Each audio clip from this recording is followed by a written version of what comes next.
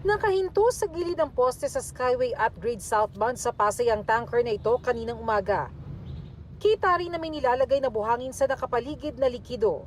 Ayon sa hepe ng Southern Police District sa panayam ng Super Radyo DCBB, bumangga ang truck sa poste at ang karga nitong coconut oil o mantika tumaga sa southbound at northbound na bahagi ng kalsada.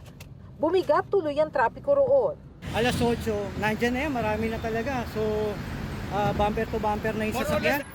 Natanggal na sa lugar ang tanker, pero ilang motorsiklo ang dumula sa tumapong mantika. Marami na sir, Ang siguro dami na. daan na. Pero mga aksidente. Marami na ito nga sir. Ito, may sisugod, dalawa. Sumempla na motorsiklo. Sumemplang. Sugatan ng ilang motorista. Yung isa, tumama po yung Yung ulo. Laceration yung ano niya. Yung noo. yung noo. Pilay. Ayun Akis- mga dugo niya. Dako siyan. Dami o madalas. Tapos marami din doon, sir. Marami din na sa kabila.